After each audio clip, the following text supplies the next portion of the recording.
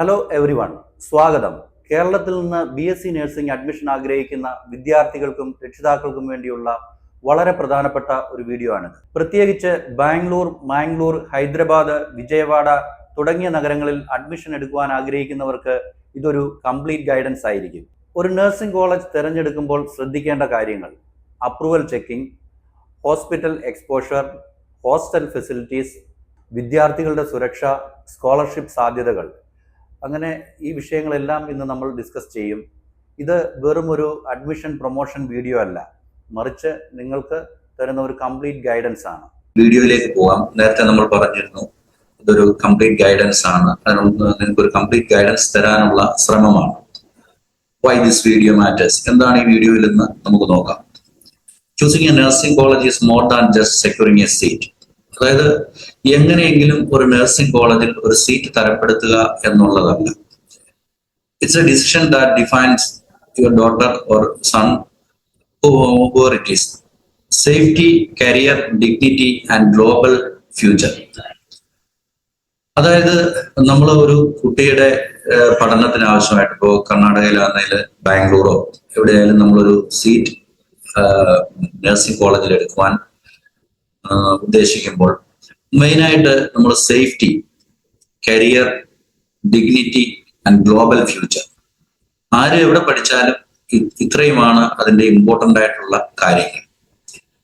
Beyond law fees, നമ്മൾ law fees എന്നുള്ള ഒരു ആഡ് കണ്ടു കഴിഞ്ഞാൽ ആ ലോ ഫീസിന്റെ പുറകെ നമ്മൾ പോകരുത്.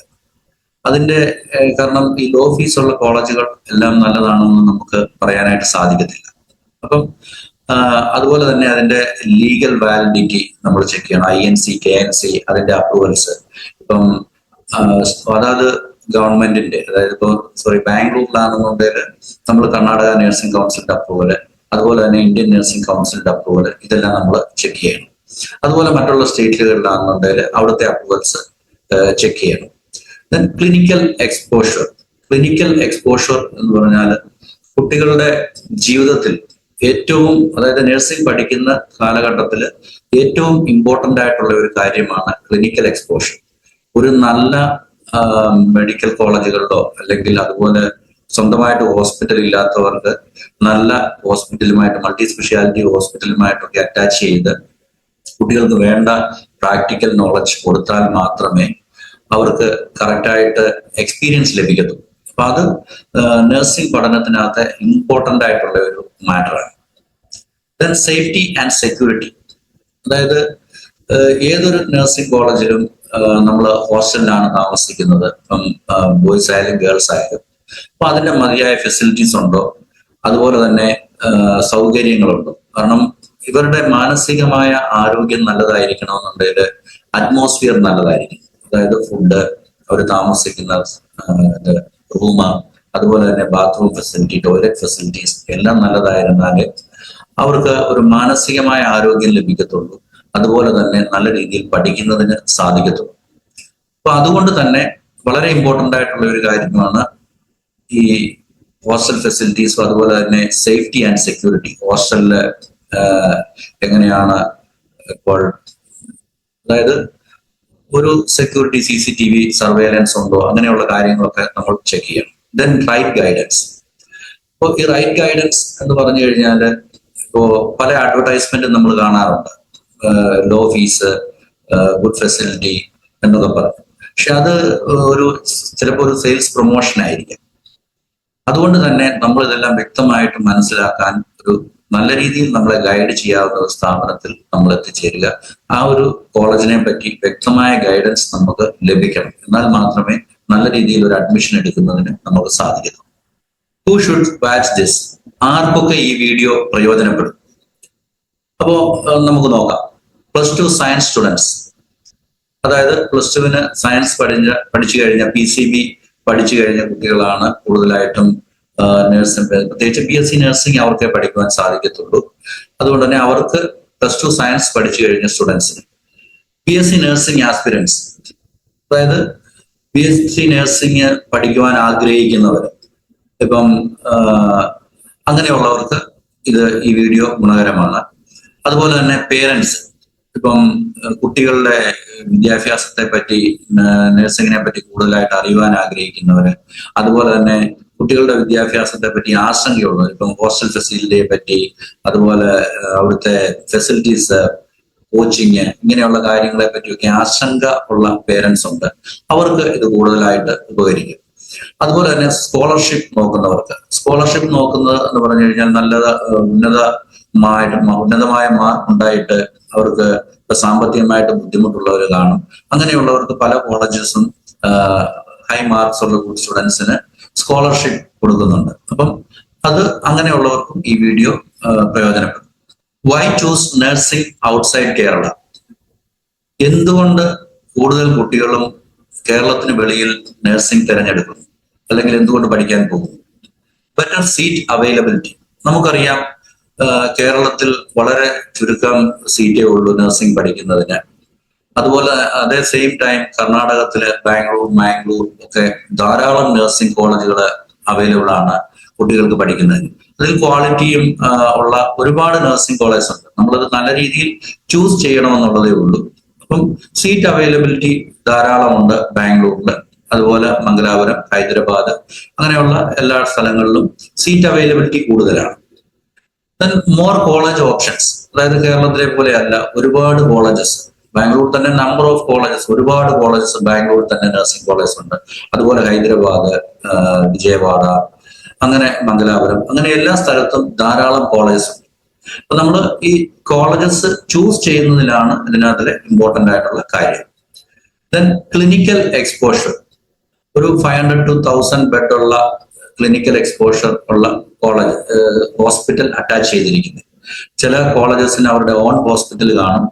അപ്പം ഓൺ ഹോസ്പിറ്റൽ ഇല്ലാത്ത കോളേജസ് ഒരു 500 ബെഡ് ഉള്ള ഹോസ്പിറ്റൽ വരുമ്പോൾ അത്യാവശ്യം നല്ല രീതിയിലുള്ള ക്ലിനിക്കൽ എക്സ്പോഷർ നമുക്ക് ലഭിക്കുന്നു. ഇപ്പൊ ICU, പീഡിയാട്രിക്, അങ്ങനെ ഇന്റേണൽ മെഡിസിൻ, ജനറൽ മെഡിസിൻ, അങ്ങനെ എല്ലാ സെഷനിലും, എല്ലാ ഡിപ്പാർട്ട്മെന്റിലും വർക്ക് ചെയ്യുന്നതിനും അതിനുള്ള എക്സ്പീരിയൻസ് ലഭിക്കുന്നതിനും സാധിക്കുന്നുണ്ട്. അപ്പൊ ഇത് മറ്റുള്ള കുട്ടികളിൽ നിന്ന് ഇവരെ വ്യത്യസ്തരാക്കും. കാരണം പല കോളേജസുകളിലും, ചെറിയ ക്ലിനിക്കുകളിലും, ചെറിയ ഹോസ്പിറ്റലുകളിലുമാണ് പ്രാക്ടിക്കലിന് പോകുന്നത്. അപ്പം നമ്മൾ നല്ല രീതിയിൽ മൾട്ടി സ്പെഷ്യാലിറ്റി ഹോസ്പിറ്റലുകളിൽ ക്ലിനിക്കൽ എക്സ്പോഷർ, അതായത് ഇവരുടെ പ്രാക്ടിക്കൽ ട്രെയിനിങ് കൊടുക്കുന്ന വിദ്യാഭ്യാസ സ്ഥാപനങ്ങളിൽ അഡ്മിഷൻ എടുത്താൽ മാത്രമേ, നഴ്സിംഗ് കോളേജുകളിൽ അഡ്മിഷൻ എടുത്താൽ മാത്രമേ നമുക്ക് മതിയായ എക്സ്പീരിയൻസോട് കൂടി പഠനം പൂർത്തിയാക്കുന്നതിന് സാധിക്കത്തുള്ളൂ. ഇത് എൻ്റെ ഒരു ഇമ്പോർട്ടൻ്റ് ആയിട്ടുള്ള കാര്യം എന്ന് പറഞ്ഞാൽ, നമ്മൾ പഠിക്കുന്ന കാലഘട്ടത്തിൽ നമ്മുടെ ട്രാൻസ്ക്രിപ്റ്റിൽ, പഠനം കഴിഞ്ഞിട്ട് ലഭിക്കുന്ന ട്രാൻസ്ക്രിപ്റ്റിൽ നിങ്ങളുടെ സ്റ്റഡി അവേഴ്സ് എത്രയുണ്ട്, തിയറി അവേഴ്സ് എത്രയുണ്ട്, പ്രാക്ടിക്കൽ അവേഴ്സ് എത്രയുണ്ട് എന്നെല്ലാം അതിനകത്ത് വ്യക്തമായിട്ട് ഡീറ്റെയിൽ ആയി വരുന്നതാണ്.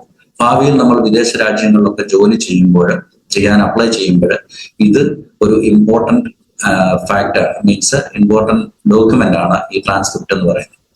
അപ്പൊ അതുകൊണ്ട് തന്നെ ക്ലിനിക്കൽ എക്സ്പോഷർ നല്ല രീതിയിൽ ലഭിക്കുന്ന കോളേജുകളിൽ അഡ്മിഷൻ എടുക്കണം. ദെൻ ഈസി ട്രാവൽ ആക്സസ്, അതായത് നമുക്കറിയാവുന്ന കേരളത്തിൽ നിന്ന് മാംഗ്ലൂർ, ഹൈദരാബാദ്, ഇങ്ങോട്ടൊക്കെ ധാരാളം ബസ്സസ്, അതുപോലെ തന്നെ ട്രെയിൻ ഫെസിലിറ്റി. നമ്മൾ നല്ലൊരു കോളേജ് ചൂസ് ചെയ്ത് കഴിഞ്ഞാൽ റെഗുലർ ആയിട്ട് ട്രെയിൻസ് ഉണ്ട്, ബസ്സസ് ഉണ്ട്. അപ്പൊ അത് നല്ല രീതിയിൽ, നല്ല ലൊക്കേഷനിൽ, നല്ല ഫെസിലിറ്റി ഉള്ള കോളേജസ് ചൂസ് ചെയ്ത് കഴിഞ്ഞാൽ ട്രാവലിംഗ് ഒരു ബുദ്ധിമുട്ടായിട്ടുള്ള കാര്യമായി വരുന്നില്ല. വളരെ ഈസി ആയിട്ട് നമുക്ക് അവിടെ ആക്സസ് ചെയ്യാം.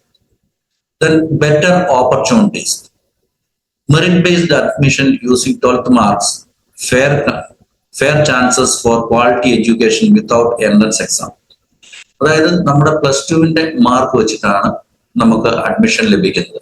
45% മുതൽ മുകളിലോട്ട് മാർക്കുള്ളവർക്ക് BSc നഴ്സിംഗിന് അഡ്മിഷൻ എടുക്കാം. പക്ഷെ ഇന്ന് എല്ലാ കുട്ടികൾക്കും ഒരു 80%-ലൊക്കെ താഴെയുള്ള കുട്ടികൾ വളരെ കുറവാണ്.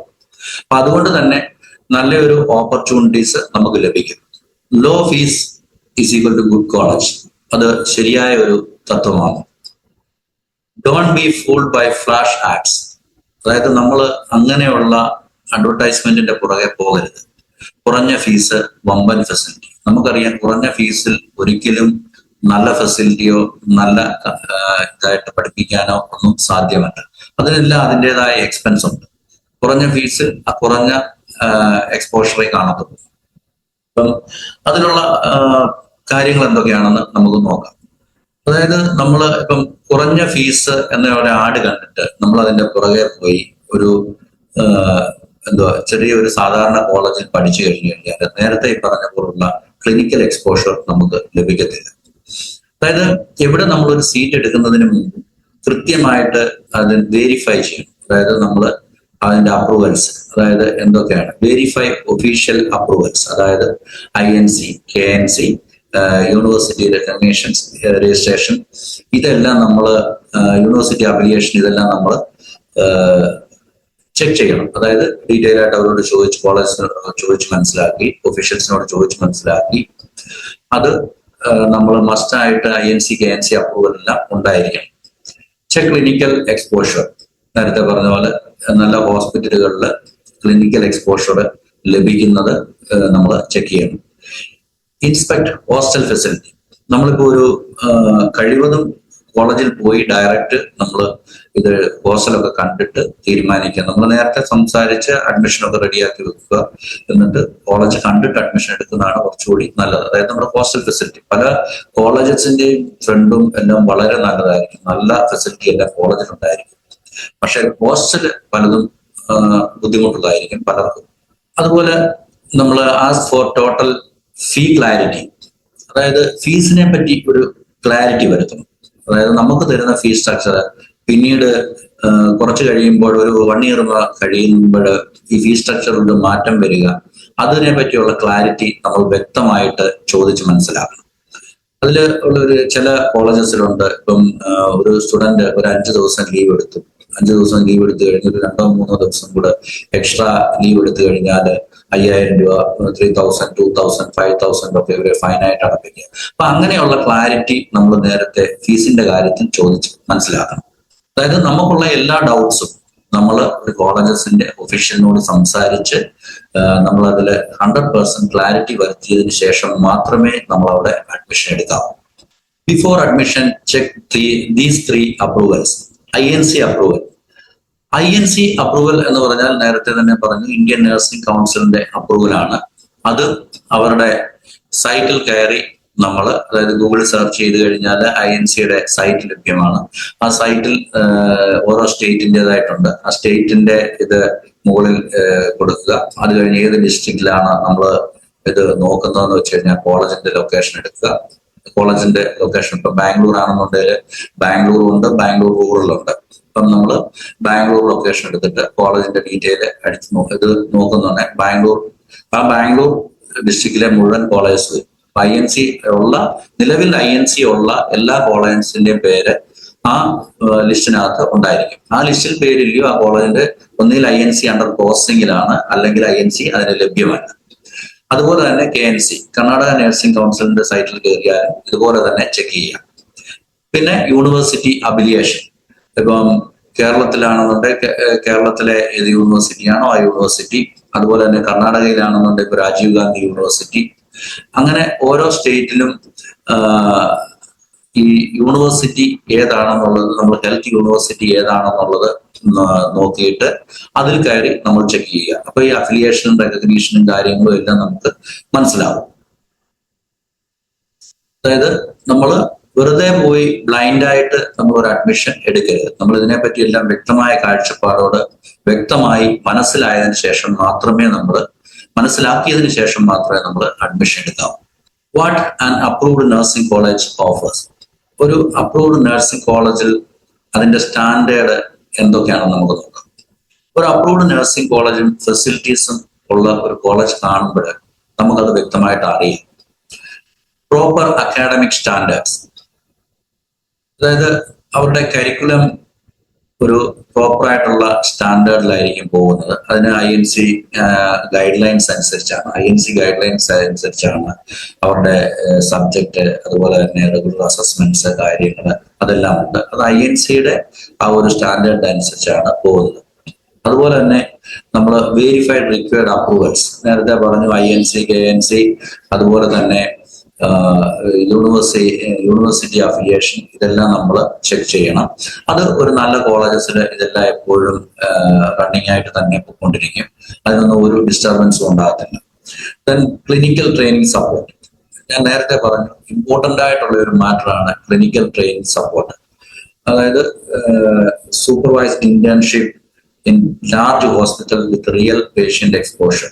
അതായത് പലതും ഉണ്ട്, പല ഹോസ്പിറ്റലിലും ഇപ്പം മെഡിക്കൽ കോളേജുകളായാൽ തന്നെ ഉണ്ട്, ടീച്ചിങ് ഹോസ്പിറ്റലായിട്ടുള്ള മെഡിക്കൽ കോളേജസ് ഉണ്ട്. അപ്പൊ അങ്ങനെയുള്ള കോളേജസ് അല്ല നമ്മൾ പറയുന്നത് മൾട്ടി സ്പെഷ്യാലിറ്റി ഹോസ്പിറ്റൽ. നിലവിൽ സ്വന്തമായി ഹോസ്പിറ്റലുകൾ ഇല്ലാത്ത കോളേജ്, ഇപ്പൊ ബാംഗ്ലൂരിലാണെന്നുണ്ടെങ്കിൽ ബാംഗ്ലൂരിലെ പല മൾട്ടി സ്പെഷ്യാലിറ്റി ഹോസ്പിറ്റലുമായിട്ട് അവരവരുടെ ക്ലിനിക്കൽ ഇത് അറ്റാച്ച് ചെയ്തിട്ടുണ്ട് സ്റ്റുഡൻസിന് പ്രാക്ടിക്കൽ ട്രെയിനിങ്ങിനായിട്ട്. അപ്പം അത് വളരെ സിസ്റ്റമാറ്റിക് ആയിട്ട് ഒരു ഹോസ്പിറ്റലല്ല, ചിലടത്ത് 3-4 ഹോസ്പിറ്റലുകളിലാണ് സ്റ്റുഡൻസിനെ ഇത് ചെയ്യുന്നത്, ട്രെയിനിങ് കൊടുക്കുന്നത്. അപ്പൊ അത് വളരെ ഒരു സിസ്റ്റമാറ്റിക് ആയിട്ടുള്ള രീതിയിലായിരിക്കും ക്ലിനിക്കൽ എക്സ്പോഷർ പോകുന്നത്. ദെൻ സ്ട്രക്ചേർഡ് ടീച്ചിങ് സിസ്റ്റം, അതായത് ക്വാളിഫൈഡ് ആയിട്ടുള്ള ഓൾമോസ്റ്റ് എല്ലാവരും തന്നെ ഒരു PhD MSc ലെവലിലുള്ളവരാണ്, MSc PhD ഒക്കെ ഉള്ളവരാണ് ക്ലാസ് എടുക്കുന്നത് ഒരു നല്ല കോളേജസിൽ. അപ്പം തീർച്ചയായിട്ടും അവർക്ക് അതിൻ്റെതായ ലെക്ചേഴ്സും അതുപോലെ അസിസ്റ്റന്റ് പ്രൊഫസേഴ്സ് ഒക്കെയാണ് 5-10-15 വർഷം എക്സ്പീരിയൻസ് ഒക്കെ ഉള്ളവരാണ് ഒരു നല്ല കോളേജുകളിൽ ക്ലാസ് എടുക്കുന്നത്. അപ്പൊ അതിൻ്റെതായ വ്യത്യാസം നമ്മളൊരു നോർമൽ കോളേജിൽ പഠിക്കുന്നതും വളരെ വെൽ ഫെസിലിറ്റീസ് ഉള്ള ഒരു കോളേജിൽ പഠിക്കുന്നതും തമ്മിൽ സ്റ്റുഡൻസിന്റെ പഠനത്തിൽ തന്നെ വളരെ നല്ല വ്യത്യാസം കാണും. Then genuine institutional credibility.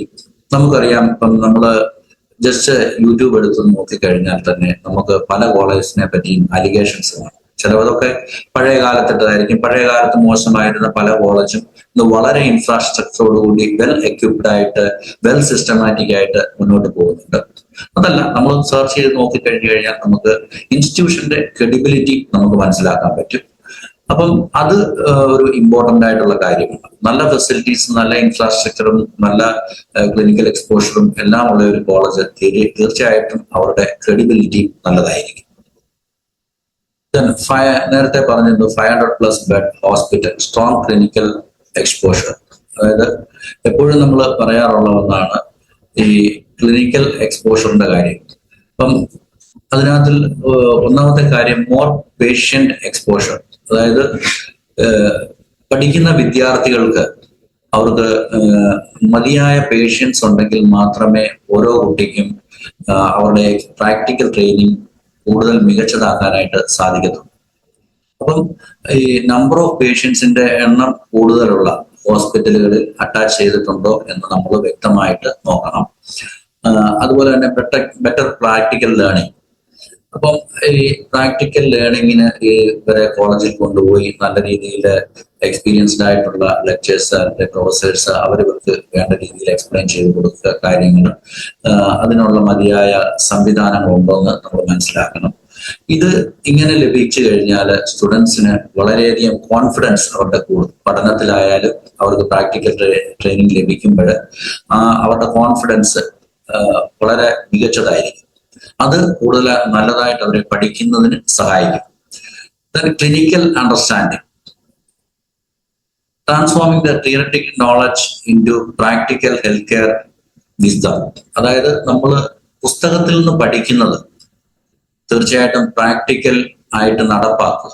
അത് നമ്മുടെ ബുദ്ധിക്കും വിവേകത്തിനും അനുസരിച്ച് നമ്മളത് നടപ്പാക്കാനുള്ള ഫെസിലിറ്റീസ് ആണ് ക്ലിനിക്കൽ എക്സ്പോഷർ കൊണ്ട് ഉദ്ദേശിക്കുന്നത്.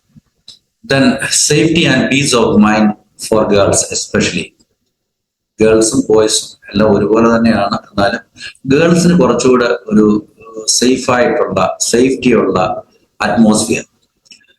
Addressing parental concerns with confidence. We ensure your daughter studies in a safe, supportive and dignified environment. അതായത് പ്രത്യേകിച്ച് പെൺകുട്ടികളെ വിദ്യാഭ്യാസത്തിന് അയക്കുന്ന മാതാപിതാക്കള് അവർ കുറച്ചുകൂടെ ടെൻസ്ഡ് ആണ് ആൺകുട്ടികളെ അപേക്ഷിച്ച്. കാരണം അവരവരുടെ കാര്യം ഓൾമോസ്റ്റ് ആൺകുട്ടികൾ ഇപ്പൊ അങ്ങോട്ട് പോയി പുറത്തോട്ട് പോയി ഒക്കെ മാനേജ് ചെയ്യാൻ അവർ കുറച്ചുകൂടി ഒരു ഫ്രീഡം വീട്ടിലായിരിക്കുമ്പോൾ തന്നെ അവർക്ക് ലഭിക്കുന്നുണ്ട്. പെൺകുട്ടികൾക്ക് അത്രയും ലഭിക്കുന്നില്ല എന്നുണ്ടെങ്കിൽ ഇന്ന് കുറച്ചുകൂടെ ഫ്രീഡം പെൺകുട്ടികൾക്കുണ്ട്. അപ്പം ഇതിൽ നമ്മൾ മനസ്സിലാക്കേണ്ടത് സെക്യൂർ ആയിട്ടുള്ള ക്യാമ്പസ് ആണെന്ന്.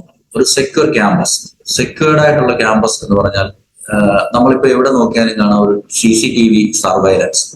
അത് 24/7 ഉണ്ടോ എന്നുള്ളത് നമ്മൾ മനസ്സിലാക്കുക. ഫെൻസ്ഡ് ആൻഡ് ഗേറ്റ് എൻട്രി, കോളേജിനുള്ളിലായാലും അതുപോലെ തന്നെ ഹോസ്റ്റലിനുള്ളിലായാലും ഫെൻസ്ഡ് ആയിട്ടുള്ള ഒരു എൻട്രി ആണോ ഇതുള്ളത്, അത് പുറത്തായിട്ട് കിടക്കുന്നതാണോ നോക്കണം. കുട്ടികൾക്ക് ഇഷ്ടം പോലെ ഇറങ്ങി പോവുകയും വരികയും ചെയ്യാൻ പറ്റുന്ന സിസ്റ്റം ആയിരിക്കരുത്. അപ്പം ഒരു അങ്ങനെ ഒരു ഫെസിലിറ്റി ഉള്ളതായിരിക്കണം. അതുപോലെ തന്നെ സ്ട്രിക്ട് വിസിറ്റേഴ്സ് ലോഗിൻ സിസ്റ്റം, അതായത് ഒരു കോളേജിലേക്ക് വന്ന് ഇവരെ വിസിറ്റ് ചെയ്യുന്നത് ആരൊക്കെയാണെന്ന് അറിയുവാനുള്ള അവകാശം അറിയാൻ സാധിക്കണം. കാരണം ഒരു രജിസ്റ്റർ ബുക്ക് വെച്ച് ആരൊക്കെയാണ് വിസിറ്റ് ചെയ്യുന്നത് എന്നുള്ളത് മനസ്സിലാക്കാനായിട്ട്. Then girls hostel, separate secure building, അതായത് ഗേൾസ് ഹോസ്റ്റലിനും ബോയ്സ് ഹോസ്റ്റലിനും സെപ്പറേറ്റ് സെക്യൂർ ബിൽഡിംഗ് ആണോ എന്നുള്ളത് നമ്മൾ നോക്കുക. അതുപോലെ തന്നെ പ്രൈവസി ഫോക്കസ്ഡ് ഡിസൈൻ, ഈ കുട്ടികൾക്ക് ഒരു പ്രൈവസി ആവശ്യമാണ്. ഇപ്പോൾ പല ഹോസ്റ്റലിലും 4 പേര് 6 പേര് ഒക്കെയുള്ള റൂമുകളായിരിക്കാം. അപ്പോൾ അതിന് നല്ല ഹോസ്റ്റൽസ് ഉണ്ട്, മതിയായ സ്പേഷ്യസ് ആയിട്ടുള്ള റൂമാണെങ്കിൽ പ്രോബ്ലം ഇല്ല, നല്ല ബാത്റൂം, അതുപോലെ തന്നെ നല്ല വെന്റിലേഷൻ സൗകര്യങ്ങള്, അതുപോലെ ടോയ്ലറ്റ് സൗകര്യങ്ങള്, ഇതൊക്കെ നല്ലതായിരിക്കും. അങ്ങനെ നല്ല ഒരു ഹോസ്റ്റൽ ഫെസിലിറ്റി ഉണ്ടെങ്കിൽ കുട്ടികളുടെ മാനസിക ആരോഗ്യം വളരെ നല്ലതായിരിക്കത്തുള്ളൂ. ആ മാനസികമായിട്ട് അവർ സന്തോഷവതികളായിരിക്കണം, അല്ലെ സന്തോഷവാന്മാരായിരിക്കണം. അങ്ങനെ ഉണ്ടെങ്കിൽ മാത്രമേ അവർക്ക് അവരുടെ സ്റ്റഡീസിൽ കോൺസെൻട്രേറ്റ് ചെയ്യാനായിട്ട് പറ്റത്തുള്ളൂ. ഇപ്പോൾ വൃത്തിയില്ലാത്ത റൂം, അല്ലെങ്കിൽ വൃത്തിയില്ലാത്ത ബാത്റൂം, ടോയ്ലറ്റ് അങ്ങനെയൊക്കെ വന്നു കഴിയുമ്പോൾ കുട്ടികൾ മാനസികമായിട്ട് തന്നെ പല ബുദ്ധിമുട്ടുകൾ അനുഭവിക്കുന്നു. അതുപോലെ തന്നെ അവർക്ക് പല രോഗങ്ങളൊക്കെ വരാൻ സാധ്യതയുണ്ട്, പ്രത്യേകിച്ച് സ്കിൻ ഡിസീസസ് ഒക്കെ. അപ്പം അതുകൊണ്ട് തന്നെ നമ്മൾ ആ ഒരു ഫെസിലിറ്റീസ് വളരെ നല്ലതാണോ എന്ന് നോക്കുക. അതുപോലെ തന്നെ തീർച്ചയായിട്ടും നമ്മൾ നോക്കേണ്ട ഒരു കാര്യം, ഗേൾസ് ഹോസ്റ്റലിലെ വിസിറ്റേഴ്സിനെ എങ്ങനെയാണ് അലൗ ചെയ്യുന്നത് പ്രത്യേകിച്ച്. അപ്പൊ അത് തീർച്ചയായിട്ടും നമ്മൾ ചെക്ക് ചെയ്യേണ്ട കാര്യമാണ്. അതിനെക്കുറിച്ചൊക്കെ വ്യക്തമായി ചോദിച്ച് മനസ്സിലാക്കണം. ദെൻ ഫീമെയിൽ വാർഡൻ, അതായത് മസ്റ്റായിട്ടും ഗേൾസ് ഹോസ്റ്റലിൽ ഒരു ഫീമെയിൽ വാർഡൻ ഉണ്ടോ എന്നുള്ളത് നമ്മൾ ചോദിച്ച് മനസ്സിലാക്കുക. അതുപോലെ തന്നെ അത് 24 hours ഉണ്ടോ, അതുപോലെ ഇവർക്ക് അത്യാവശ്യമായ മീറ്റിങ്ങുകൾ കൂടി വേണ്ട നിർദ്ദേശങ്ങൾ കൊടുക്കുന്നുണ്ടോ, അങ്ങനെയുള്ള കാര്യങ്ങൾ എല്ലാം നമ്മൾ വ്യക്തമായി ചോദിച്ച് മനസ്സിലാക്കണം. ദെൻ കെയർ ആൻഡ് റെസ്പെക്ട്, അതായത് കെയർ ആൻഡ് റെസ്പെക്ട് എന്ന് പറഞ്ഞു കഴിഞ്ഞാൽ give respect and take respect എന്നുള്ളതാണ് നമ്മുടെ ഒരു ഇത്. അപ്പോൾ തീർച്ചയായിട്ടും കുട്ടികൾ വാർഡനെ ആയാലും പ്രൊഫസേഴ്സിനെ ആയാലും ടീച്ചേഴ്സിനെ ആയാലും ഒക്കെ റെസ്പെക്ട് ചെയ്യണം. അതുപോലെ തന്നെ കുട്ടികൾക്ക് ഒരു മാനസിക സംഘർഷം ഉണ്ടാകാതെ കുട്ടികളോടൊരു സ്നേഹത്തോട് ഒക്കെ സമീപിക്കുന്ന ഒരു അറ്റ്മോസ്ഫിയർ ആണോ എന്ന് നമ്മൾ നോക്കുക. ഒരു അങ്ങനെ ഉള്ള കാര്യങ്ങൾ നമ്മൾ നോക്കി മനസ്സിലാക്കിയിട്ട് മാത്രം നമ്മൾ അഡ്മിഷൻ എടുക്കാനായിട്ട് ശ്രമിക്കുക. Then hostel and food, A home away from home, campus living, hygienic food, comfortable stay, study atmosphere, ഇതൊക്കെ നമ്മൾ നേരത്തെ ഡിസ്കസ് ചെയ്തു.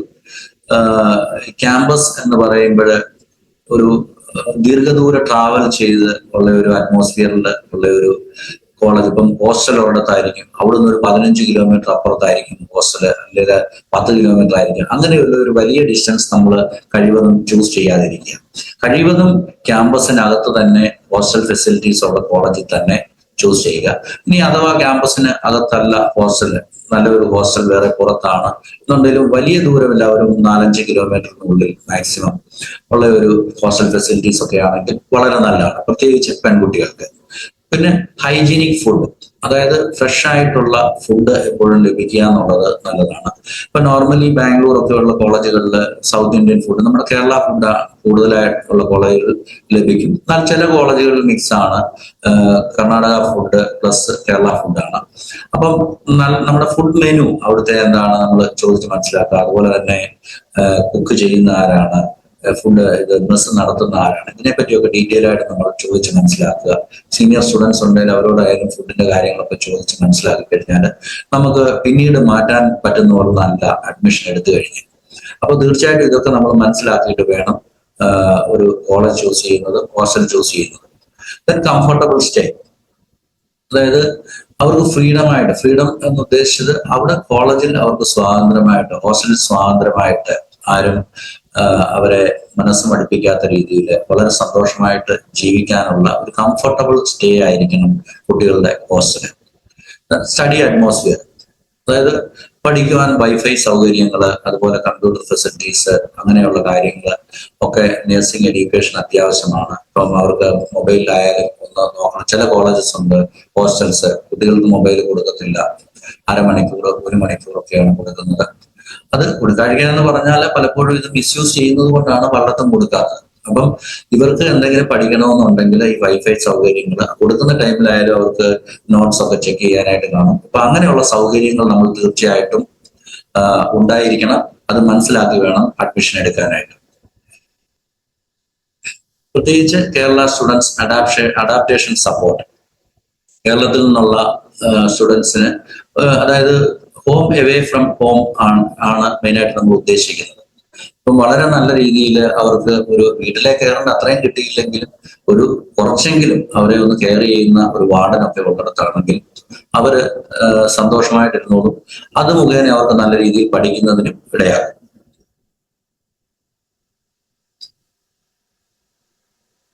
BSc nursing versus GNM, choosing your path. പലർക്കും ഉള്ള ഒരു ഡൗട്ടാണിത്. A degree opens doors to dignity, global mobility and lasting career success. BSc nursing ഇതൊരു ഡിഗ്രിയാണ്, 4 വർഷത്തെ ഡിഗ്രി കോഴ്സ്. അതേപോലെ GNM ആകുമ്പോൾ 3 വർഷത്തെ ഡിപ്ലോമ കോഴ്സ്. BSc നഴ്സിംഗ് പഠിച്ചു കഴിഞ്ഞാൽ നമുക്ക് ഒരു മാസ്റ്റർ ഡിഗ്രി കോഴ്സ് ചെയ്യാം, MSc ചെയ്യാം. അതേസമയം GNM പഠിച്ചു കഴിഞ്ഞു കഴിഞ്ഞാൽ നമുക്ക് വീണ്ടും പോസ്റ്റ് BSc ചെയ്യണം. പോസ്റ്റ് BSc ചെയ്തതിന് ശേഷം മാത്രമേ നമുക്ക് MSc ചെയ്യുവാനായിട്ട് സാധിക്കത്തുള്ളൂ. BScയുടെ ഡ്യൂറേഷൻ 4 വർഷമാണ്, GNMന്റെ ഡ്യൂറേഷൻ 3.5 വർഷമാണ്. അതുപോലെ നല്ലൊരു കരിയർ ഗ്രോത്ത് നമ്മൾ ഇൻ ഫ്യൂച്ചറിൽ ആഗ്രഹിക്കുന്നുണ്ടെങ്കിൽ തീർച്ചയായിട്ടും നമുക്ക് BSc നഴ്സിംഗ് ആണ് നല്ലത്. പ്രത്യേകിച്ച് +2 ഫിസിക്സ്, കെമിസ്ട്രി, ബയോളജി ഒക്കെ എടുത്ത് പഠിച്ചിരിക്കുന്ന സ്റ്റുഡൻസ് BSc നഴ്സിംഗ് ചൂസ് ചെയ്യുന്നത് തന്നെയായിരിക്കും അവരുടെ ഭാവിയിൽ അവർക്ക് മീൻസ് നല്ല ഒരു BSc നഴ്സിംഗ് എടുത്ത് പഠിക്കുന്ന സ്റ്റുഡൻസിനായിരിക്കും വളരെ നല്ലത്. +2 സയൻസ് ഗ്രൂപ്പ് എടുത്ത് പഠിച്ച സ്റ്റുഡൻസ് കഴിവതും BSc നഴ്സിംഗ് എടുത്ത് പഠിക്കുന്നതായിരിക്കും അവരുടെ ഫ്യൂച്ചറിന് നല്ലത്.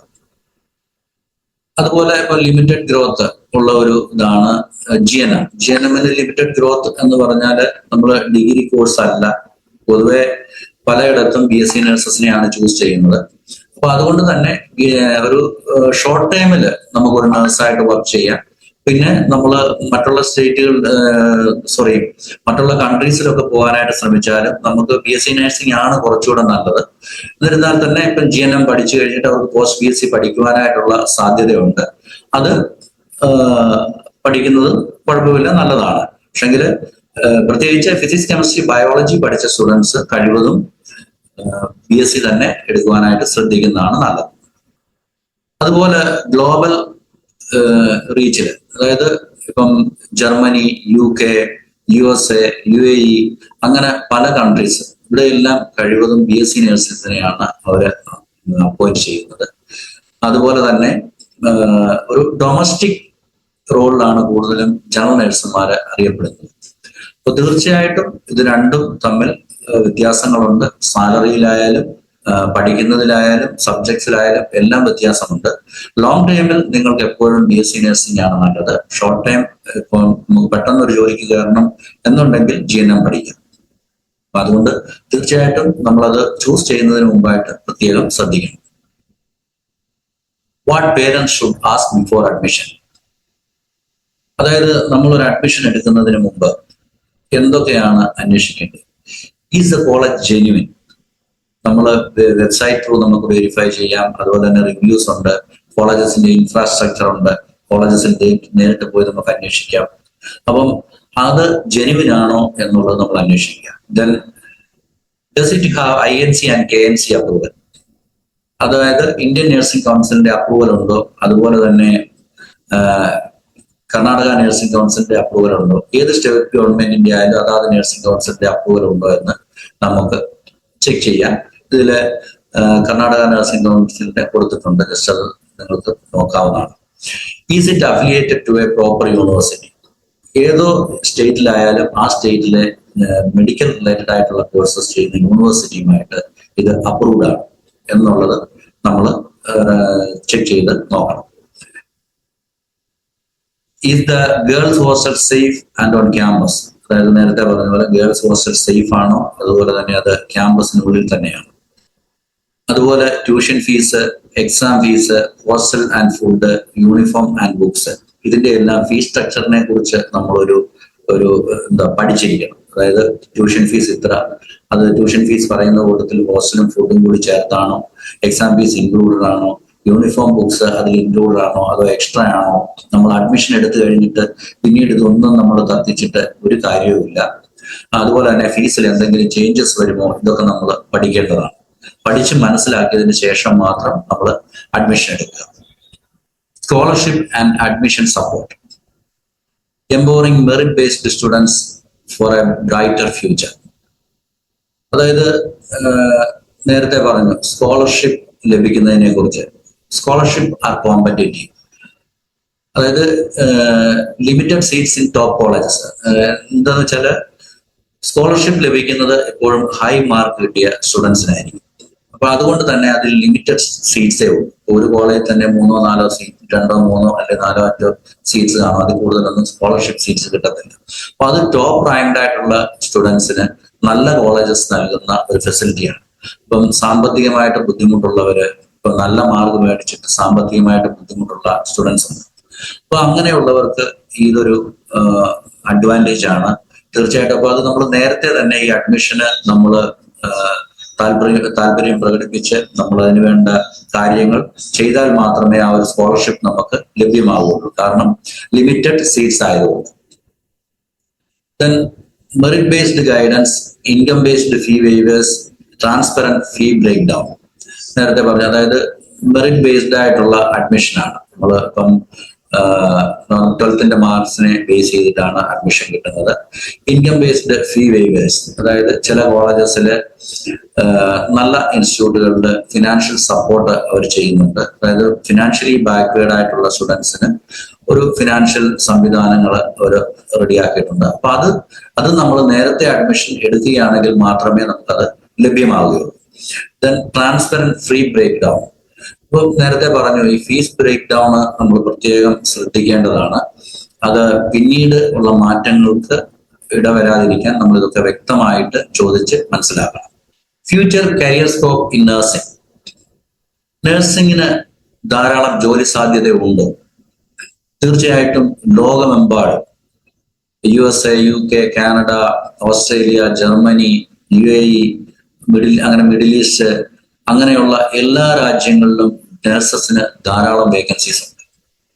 അത് സ്റ്റേബിൾ ആണ്, സെക്യൂർ ആണ്. പക്ഷെ ക്വാളിഫൈഡ് ആയിട്ടുള്ള നഴ്സസ് ആണ് ആവശ്യം. ഇന്ന് ക്വാളിഫൈഡ് ആയിട്ടുള്ള നഴ്സസിന്റെ അവൈലബിലിറ്റി കുറവാണ്. എന്തുകൊണ്ടാണെന്ന് വെച്ചാൽ നേരത്തെ പറഞ്ഞ പ്രാക്ടിക്കൽ ട്രെയിനിങ്, നല്ല കോച്ചിങ്, അതൊക്കെ ആവശ്യമാണ് ഒരു നല്ല നഴ്സിനെ വാർത്തെടുക്കുന്നത്. അപ്പൊ തീർച്ചയായിട്ടും സ്റ്റേബിൾ ആയിട്ടും സെക്യൂർ ആയിട്ടും ഉള്ള ഒരു ജോബാണ് നഴ്സിംഗ് ജോബ്. പിന്നെ ഹയർ എഡ്യൂക്കേഷൻ, നഴ്സസിന് ഇപ്പോൾ BSc കഴിഞ്ഞു, MSc എടുത്തു, അതുപോലെ തന്നെ PhD എടുത്തു കഴിഞ്ഞാൽ നഴ്സിംഗ് കോളേജസിന്റെ പ്രിൻസിപ്പലായിട്ടൊക്കെ അവർ വർക്ക് ചെയ്യാം. അതൊക്കെ നല്ല പൊസിഷനാണ്, നല്ല സാലറി ലഭിക്കുന്ന പൊസിഷനാണ്. അങ്ങനെയും ഒരു ജോബ് ഓപ്പർച്യൂണിറ്റി നഴ്സസിന് ഉണ്ട്. Okay, then global reach, high demand in UK, USA, Germany, Ireland, Canada, അങ്ങനെ എല്ലാ വിദേശ രാജ്യങ്ങളിലും, മിഡിൽ ഈസ്റ്റ്, UAE, എല്ലാ രാജ്യങ്ങളിലും നഴ്സസിന് വളരെയധികം സാധ്യതയുണ്ട്, ക്വാളിഫൈഡ് ആയിട്ടുള്ള നഴ്സസിന്. അപ്പൊ തീർച്ചയായിട്ടും ഗ്ലോബലി ഒരു റീച്ചുള്ള ഒരു ജോബാണ് nursing job. Then leadership roles. ഇപ്പൊ ഇന്ത്യയിൽ തന്നെയാണെങ്കിലും നമ്മൾ വിദേശ രാജ്യങ്ങളിലൊന്നും പോയില്ലെങ്കിലും ഡൽഹി, മുംബൈ തുടങ്ങിയ സ്ഥലങ്ങളിലൊക്കെ തന്നെ ഒരു നല്ല ഇപ്പൊ BSc നഴ്സിംഗ് പഠനം കഴിഞ്ഞ് കുറച്ച് എക്സ്പീരിയൻസ്ഡ് ആയി കഴിഞ്ഞാൽ ഹോസ്പിറ്റൽ മാനേജ്മെന്റിലായാലും അതുപോലെ തന്നെ സൂപ്രണ്ടൻ്റായിട്ട് അങ്ങനെ പല വേക്കൻസികളിലും നല്ല സാലറി, മികച്ച അവസരങ്ങളുണ്ട്. അപ്പൊ അതുകൊണ്ട് തന്നെ നഴ്സിംഗ് എപ്പോഴും ഒരു നല്ല സ്കോപ്പുള്ള, നല്ല ഫ്യൂച്ചറുള്ള ഒരു ജോബ് പൊസിഷനാണ്. അതുപോലെ തന്നെ ഒരു ഡിഗ്നിറ്റി ഉള്ള ഒരു ജോബ് പൊസിഷനാണ് nursing. Why proper guidance matters? എന്തുകൊണ്ടാണ് പ്രോപ്പർ ഗൈഡൻസ് ആവശ്യമാണ് എന്ന് പറയുന്നത്? നിങ്ങൾ ഒരു നഴ്സിംഗ് അഡ്മിഷൻ എടുക്കാൻ പോകുമ്പോൾ പ്രോപ്പർ ആയിട്ടുള്ള, അതായത് നമുക്ക് moving from confusion to confidence, അതാണ് ഇതിനകത്തിലെ ഒരു ആപ്തവാക്യം. Avoid wrong selections. നമ്മൾ പല ആടുകളാണ്, പെട്ടെന്ന് നമ്മളെ വിളിച്ചിട്ട് പറയും ഇപ്പോൾ സീറ്റ് തീർന്നു പോകും, നിങ്ങൾ പെട്ടെന്ന് ബുക്ക് ചെയ്യും, അല്ലെങ്കിൽ ഒരു സീറ്റ് കൂടെ ഉള്ളൂ, 2 സീറ്റ് കൂടെ ഉള്ളൂ, അതങ്ങനെ വെറുതെ പോട്ടെ എന്ന് നിങ്ങൾ വെക്കുക. കാരണം അതൊരു റോങ് ഡിസിഷനായിട്ട് മാറും. Avoid wrong selections. നമ്മൾ നേരത്തെ പറഞ്ഞിരുന്ന ലോ ഫീസിന്റെ പുറകെ പോയി മതിയായ ക്ലിനിക്കൽ ഫെസിലിറ്റീസ് ലഭിക്കുമോ എന്ന് ശ്രദ്ധിക്കാതെ പോയി അഡ്മിഷൻ എടുത്തു കഴിഞ്ഞാൽ പിന്നീട് അത് വളരെ നമ്മൾ ദുഃഖിക്കേണ്ടി വരും. ഒരു കാരണവശാലും നമ്മൾ ബുക്ക് ചെയ്ത് കഴിഞ്ഞാൽ പിന്നെ കോളേജസ് നമ്മുടെ പണം തിരിച്ചു തരത്തില്ല. സർട്ടിഫിക്കറ്റ് കൊടുത്തു കഴിഞ്ഞാൽ സർട്ടിഫിക്കറ്റ് തിരിച്ചു തരും, പണം നമുക്ക് തിരിച്ചു കിട്ടത്തില്ല. അപ്പം തീർച്ചയായിട്ടും നമ്മൾ ഒരു കോളേജ് സെലക്ട് ചെയ്യുമ്പോൾ നമുക്ക് അതിനകത്ത് 100% ഒരു കോൺഫിഡൻസ് വേണം. എന്നാൽ മാത്രമേ നമ്മൾ ആ കോളേജസ് ചൂസ് ചെയ്യാവൂ. Then save time and stress. അതായത് ഒരു നല്ല ഗൈഡൻസ് നിങ്ങൾക്ക് ലഭിച്ചു കഴിഞ്ഞാൽ നിങ്ങളുടെ സമയം ലാഭിക്കാൻ പറ്റും, സ്ട്രെസ്, നമ്മുടെ ടെൻഷൻ നമുക്ക് ഇല്ലാതാക്കാൻ പറ്റും. അതുകൊണ്ട് നമ്മൾ എപ്പോഴും കറക്റ്റ് ആയിട്ട് വെരിഫൈഡ് ആയിട്ടുള്ള ഇൻഫർമേഷൻസ് ലഭിക്കുന്നിടത്ത് മാത്രം നമ്മൾ ഗൈഡൻസിന് പോകുക. അപ്പോൾ തീർച്ചയായിട്ടും നിങ്ങൾക്ക് കറക്റ്റ് ആയിട്ടുള്ള ഒരു ഗൈഡൻസ് ലഭിച്ചു കഴിഞ്ഞാൽ നിങ്ങളുടെ സമയനഷ്ടം, പണനഷ്ടം, പിന്നെ നിങ്ങളുടെ സ്ട്രെസ്, ഇതൊക്കെ നിങ്ങൾക്ക് ഒഴിവാക്കാനായിട്ട് സാധിക്കും. ദെൻ ക്ലാരിറ്റി ബിഫോർ യു പേ. അതായത് നമ്മൾ എപ്പോഴും എല്ലാത്തിലും നമുക്കൊരു ക്ലാരിറ്റി ലഭിച്ചതിന് ശേഷം മാത്രം പേയ്മെന്റ് കൊടുക്കുക. ഞാൻ നേരത്തെ പറഞ്ഞു 1 സീറ്റേ ഉള്ളൂ, 2 സീറ്റേ ഉള്ളൂ, ഇപ്പൊ തീരാൻ പോവുക എന്നൊക്കെ പറഞ്ഞ് നമ്മളെ ഇങ്ങനെ ടെൻഷനിൽ നിർത്തും. അപ്പൊ അതൊക്കെ നിങ്ങൾ വിട്ടേക്കുക. നിങ്ങൾ ഇതെല്ലാം ക്ലാരിഫൈ ചെയ്തതിനും INC, KNC സകല അപ്രൂവൽസ്, സകല ഫെസിലിറ്റീസും ചെക്ക് ചെയ്തതിനും ശേഷം മാത്രം നിങ്ങൾ ഒരു എമൗണ്ട് കൊടുക്കുക. ഇനീഷ്യൽ എമൗണ്ട് എത്രയാണോ നിങ്ങൾക്കത് ഡയറക്റ്റ് കോളേജിന്റെ അക്കൗണ്ടിൽ പേ ചെയ്യാം. ഒന്നുകിൽ നിങ്ങളുടെ ബാങ്കിൽ നിന്ന് ട്രാൻസ്ഫർ ചെയ്യാം, അല്ലെങ്കിൽ ഡിമാൻഡ് ഡ്രാഫ്റ്റ് അയക്കാം. അങ്ങനെ അവരുടെ ബാങ്ക് അക്കൗണ്ടിൽ, കോളേജിന്റെ ബാങ്ക് അക്കൗണ്ടിൽ നിങ്ങൾക്ക് ഡയറക്റ്റ് പേ ചെയ്യാം. ഒരു ഏജൻസിന്റെ കയ്യിലോ ഇടനിലക്കാരുടെ കയ്യിലോ ഒന്നും കൊടുക്കണ്ട. നിങ്ങൾക്ക് വേണ്ട ഗൈഡൻസ് തരുന്നു, അതേ ഉള്ളൂ. അപ്പോൾ തീർച്ചയായിട്ടും ഡയറക്റ്റ് പേയ്മെന്റ് നിങ്ങൾക്ക് കോളേജിൽ ചെയ്യാവുന്നതാണ്. അതുപോലെ നമുക്ക് മതിയായ എല്ലാ വിവരങ്ങളും ലഭിച്ചതിന് ശേഷം മാത്രമേ നമ്മൾ ആ പേയ്മെന്റ് ചെയ്യാവൂ. അതും കോളേജ് ആവശ്യപ്പെടുന്ന ഫസ്റ്റ് ഇൻസ്റ്റാൾമെന്റ് എമൗണ്ട് എത്രയാണോ ആ എമൗണ്ട് മാത്രം നിങ്ങൾ പേ ചെയ്യുക. Then peace of mind for families. We don't just place students, we care for them, make a choice that is safe, approved and future ready for your daughter's career. അതായത് നമ്മുടെ പെൺകുട്ടികളായാലും ആൺകുട്ടികളായാലും അവരുടെ കരിയറിനെ ദോഷമായി ബാധിക്കുന്ന ഒന്നും അവിടെ ഇല്ല എന്നുള്ളത് നമ്മൾ ഏകദേശം ഉറപ്പുവരുത്തിയതിനു ശേഷം മാത്രമേ നമ്മൾ അഡ്മിഷൻ എടുക്കാവൂ. എന്നാലേ നമുക്ക് നല്ല മനസ്സോട്, സമാധാനത്തോട് നമുക്ക് വീട്ടിലിരിക്കുന്നതിന് സാധിക്കത്തുള്ളൂ. Need nursing admission guidance. നിങ്ങൾക്ക് നഴ്സിംഗ് അഡ്മിഷൻ ഗൈഡൻസ് ആവശ്യമെന്ന് തോന്നിയാൽ ബെർൺ എഡ്യൂക്കേഷനെ കോണ്ടാക്ട് ചെയ്തു കഴിഞ്ഞാൽ നിങ്ങൾക്ക് കോളേജസിന്റെ അപ്രൂവൽസിന്റെ ഡീറ്റെയിൽസ്, അതുപോലെ തന്നെ അവിടുത്തെ സേഫ്റ്റി, അങ്ങനെയുള്ള എല്ലാ കാര്യങ്ങളും ക്ലിയർ ആയിട്ട് നിങ്ങൾക്ക് മനസ്സിലാക്കുവാനായിട്ട് സാധിക്കും. അതായത് നിങ്ങൾക്കിത് അതിന്റെ ആവശ്യമുണ്ടെങ്കിൽ, അതായത് നഴ്സിംഗ് ഗൈഡൻസിന്റെ ആവശ്യമുണ്ടെന്നുണ്ടെങ്കിൽ തീർച്ചയായിട്ടും കുട്ടികളുടെ +2 ഡീറ്റെയിൽസ്, അതായത് മാർക്ക് ലിസ്റ്റ് ഞങ്ങൾക്ക് സെൻഡ് ചെയ്ത് തരിക. ഇതിൽ നമ്പർ കൊടുത്തിട്ടുണ്ട്, അതിൽ വാട്സാപ്പ് ഉണ്ട്. അതിൽ സെൻഡ് ചെയ്ത് തന്നു കഴിഞ്ഞാൽ തീർച്ചയായിട്ടും നിങ്ങളെ വിളിച്ച് കോളേജസിന്റെ എല്ലാ ഷോർട്ട് ലിസ്റ്റഡ് കോളേജസിന്റെ ഡീറ്റെയിൽസ് തരും. അതുപോലെ തന്നെ നിങ്ങൾക്ക് എന്തൊക്കെ ഡൗട്ട് ഉണ്ടെങ്കിൽ തീർച്ചയായിട്ടും നിങ്ങളുടെ എല്ലാ ഡൗട്ട്സും ക്ലിയർ ചെയ്തു തരും. അത് ബെർൺ എഡ്യൂക്കേഷൻ നിങ്ങൾക്ക് അങ്ങനെ ഒരു ഓഫർ തരുന്നുണ്ട്. അപ്പൊ തീർച്ചയായിട്ടും നിങ്ങൾക്ക് ഏത് ഇതിനാണ് നഴ്സിംഗിന്റെ കാര്യത്തിൽ എന്ത് ഡൗട്ട്സ് ഉണ്ടെങ്കിലും കോളേജിനെ പറ്റിയായാലും, അതുപോലെ തന്നെ കോളേജസിന്റെ ലിസ്റ്റ്, ഷോർട്ട് ലിസ്റ്റഡ് കോളേജസിന്റെ ലിസ്റ്റ്, INC, KNC എല്ലാ അപ്രൂവലും ഉള്ള കോളേജസിന്റെ ലിസ്റ്റ് നിങ്ങൾക്ക് തരും. അപ്പോൾ നിങ്ങൾക്ക് താല്പര്യമുണ്ടെങ്കിൽ തീർച്ചയായിട്ടും ഞങ്ങളെ കോൺടാക്ട് ചെയ്യാം. മൊബൈൽ നമ്പർ കൊടുത്തിട്ടുണ്ട്. ഓക്കെ, അപ്പം ഇതുവരെ ഈ വീഡിയോ കണ്ടിരുന്ന എല്ലാവർക്കും നന്ദി. Thank you all.